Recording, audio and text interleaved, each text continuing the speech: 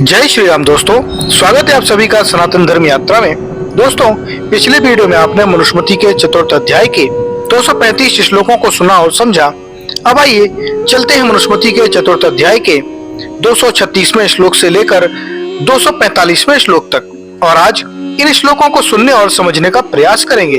तो आइए सबसे पहले देखते हैं 236वां श्लोक। इसमें लिखा है, ना विस्मयेत तपसा बले दृष्ट्वा नामृतम नार्तो अपि बदेत विप्रान दत्वा परिकीर्तयेत। अर्थात तपसा न विस्मयेत, तप करके आश्चर्य न करें कि मैंने इतनी कठिन तपस्या कैसे कर ली।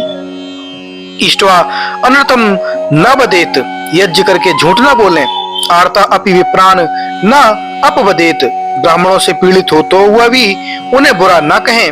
दत्वा न परिकीर्तयेत, दान करके अपनी बढ़ाई न करें। उसके बाद 237वां श्लोक है। इसमें लिखा है, यज्ञो अनृतेन चरति तपाचरति विस्मयात् आयु विप्रान बदीन दानम न परिकीर्तनात्। अर्थात अनृतेन यज्ञ चरति, झूठ बोलने से यज्ञ का फल नष्ट हो जाता है। विस्मयात् तपाचरति, आश्चर्य करने से तप का फल। विप्र अपवादेन आयु, ब्राह्मणों की बुराई करने से आयु। चा और परिकीर्तनात् दानम, अपनी बढ़ाई करने से दान का फल नष्ट हो जाता है। अब इसके अनुशीलन देखिए तो 234 से 237 तक के श्लोक निम्न आधारों पर प्रक्षिप्त हैं। पहला कारण है विषय विरोध। इन श्लोकों में वर्णित बातें न तो व्रत के अंतर्गत ही मानी जा सकती हैं और न इनका सत्व गुण वृद्धि से कोई संबंध है। अतः ये विषय बाह्य होने के कारण विषय विरोध के आधार पर प्रक्षिप्त हैं। विस्तृत विवेचन चौथे अध्याय के 33 से 34 श्लोकों पर विषय विरोध शीर्षक में दृष्टव्य है। दूसरा कारण है अंतर विरोध। 234 से 235 श्लोकों के वर्णन में नरक प्राप्ति का कथन करना मनु की मान्यता के विरुद्ध है। मनु नरक नामक स्थान या योनि विशेष को नहीं मानते। देखिए चौथे अध्याय के 87 से 91 श्लोकों पर अंतर विरोध शीर्षक में नरक संबंधी समीक्षा। 236 से 237 श्लोकों में यज्ञ तप आदि कर्मों के फल का नष्ट हो जाना वेद है। मनु के सिद्धांतानुसार कर्मों का फल तो भोगने पर ही नष्ट हो सकता है। मनु कर्मों के अनुसार ही पुनर्जन्म की प्राप्ति मानते हैं। जैसे कि चौथे अध्याय के 240वें श्लोक में, 12वें अध्याय के 3 से 9वें श्लोक में और 39 से 52वें श्लोक में और 74वें श्लोक में आदि। यदि इतनी छोटी बातों से ही इन धर्म कार्यों का फल नष्ट होना मान लिया जाए तो इसका मतलब यह हुआ कि ये जाति धर्म कार्य उनकी अपेक्षा स्वल्प फल वाले हैं। यह वर्णन मात्र काल्पनिक है। 234वें श्लोक में जिस भाव से जो दान करेगा वह उसी वस्तु को प्राप्त करेगा, यह मान्यता भी मनुसम्मत नहीं है। मनु दान आदि धर्मों से किन्हीं वस्तुओं की प्राप्ति नहीं अपितु सुख की प्राप्ति होना मानते हैं। चौथे अध्याय के 242 और 246वें श्लोक में उन्होंने ये मान्यता दर्शाई है। उसके आधार पर ये श्लोक मनु विरुद्ध हैं। इन अंतर विरोधों के आधार पर ये सभी श्लोक प्रक्षिप्त हैं। तीसरा कारण है शैलीगत आधार। इन सभी श्लोकों की शैली अयुक्तियुक्त एवं अतिशयोक्तिपूर्ण है। इनमें वर्णित बातों और उनके फलों का परस्पर कोई संबंध सिद्ध नहीं होता, अतः ये मनु विरुद्ध हैं। अगला श्लोक है 238वां। इसमें लिखा है, धर्म संचय का विधान एवं धर्म प्रशंसा। इसमें लिखा है, धर्म शनय सचिन्य द्विकल्पनिमेव पुत्तिकः परलोक सहायार्थ सर्वभूतान पीडयन्। अर्थात पुत्तिका बल्मीकन एव, जैसे पुत्तिका अर्थात दीमक बल्मीक अर्थात बांबी बनाती है, वैसे सर्वलोकान अपीडयन्, सब भूतों को पीड़ा न देकर परलोक सहायार्थम, परलोक अर्थात परजन्म के सुखार्थ सनय धर्म संचुनियात, धीरे धीरे धर्म का संचय करें। जैसे दीमक धीरे धीरे बड़े भारी घर को बना लेती है, वैसे मनुष्य परजन्म के सहाय के लिए सब प्राणियों को पीड़ा न देकर धर्म का संचय धीरे धीरे किया करे। अब इसकी अनुशीलन देखिए तो यहाँ धीरे धीरे से अभिप्राय सावधानी पूर्वक धर्म पालन करने से है। जैसे दीमक अपनी बांबी को बनाते हुए सावधानी बरतती है और उसे गिरने नहीं देती, इसी प्रकार मनुष्य भी अपने को कभी धर्म से गिरने ना दे, कहीं कोई अधर्म ना हो जाए, इस बात की भी सावधानी रखे। उसके बाद 239वां श्लोक है, इसमें लिखा है, न मूत्र ही सहायार्थ पिता माता च तिष्ठता न पुत्र दारा न जाति धर्म तिष्ठति केवलः। अर्थात ही क्योंकि अमूत्र परलोक में न पिता माता न पुत्र दारा न जाति सहायार्थ तिष्ठता, न माता पिता न पुत्र न स्त्री न संबंधी सहाय कर सकते हैं, किंतु केवलम धर्म तिष्ठति, एक धर्म ही सहायक होता है। अगला 240वां श्लोक है, इसमें लिखा है, एक प्रजायते जंतुरेक एव प्रलीयते एको न भुक्ते सुकृतमेक एव न च दुष्कृतम। अर्थात एक जंतु प्रजायते एक एव प्रलोयते, अकेला ही जीव जन्म और मरण को प्राप्त होता है। एका सुकृतम एका एव च दुष्कृतम अनुभुंगते, एक ही धर्म के फल सुख और अधर्म के दुख रूप फल को भोगता है।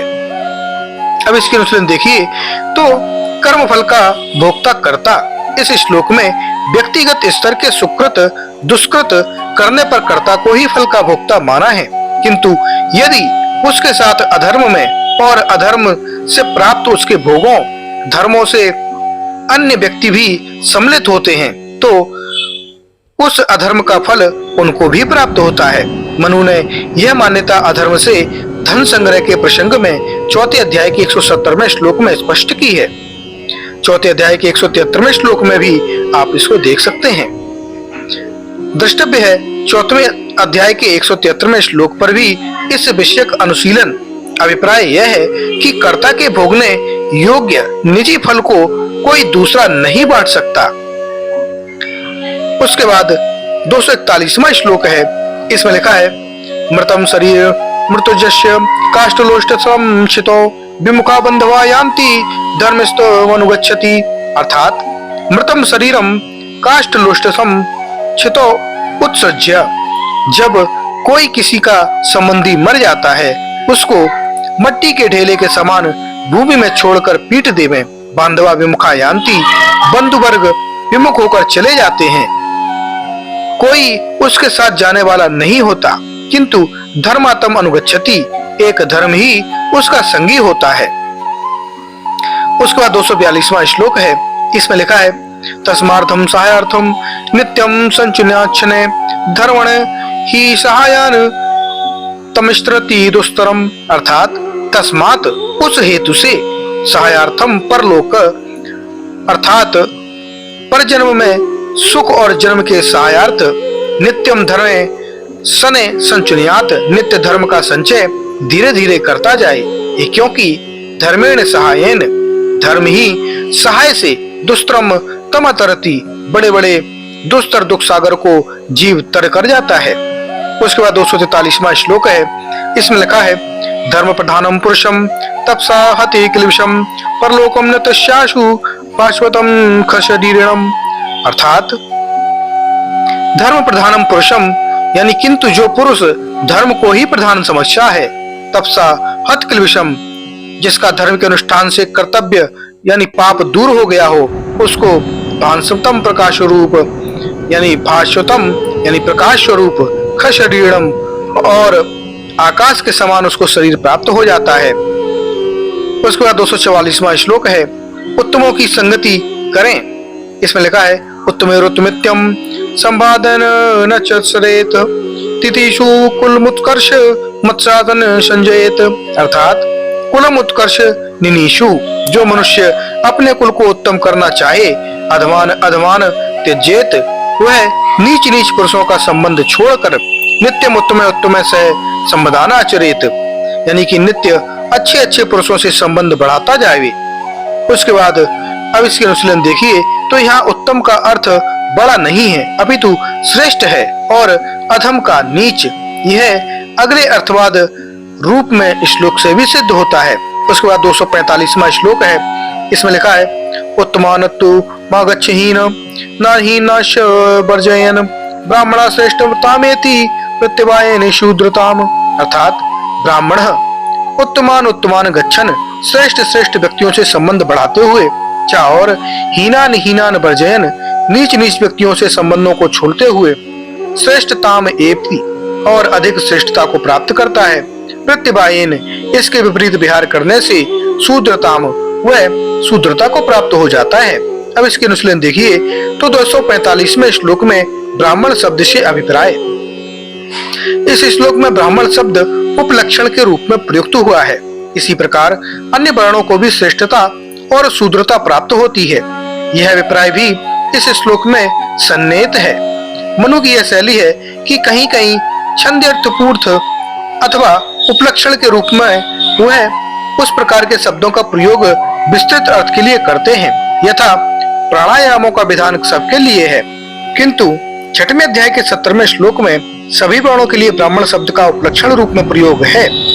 इसी प्रकार 6वें अध्याय के 91वें श्लोक में चारों आश्रम वासियों के लिए धर्म के लक्षणों का विधान करते हुए भी उसी प्रसंग में 6वें अध्याय के 88 और 94 श्लोकों में विप्र शब्द का प्रयोग किया है, जो उपलक्षण रूप में है।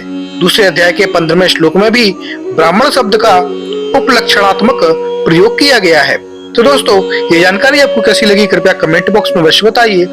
बने रहिए सनातन धर्म यात्रा के साथ और लेते रहिए रोचक एवं धार्मिक जानकारियां प्रमाणों के साथ। धन्यवाद। जय श्री राम।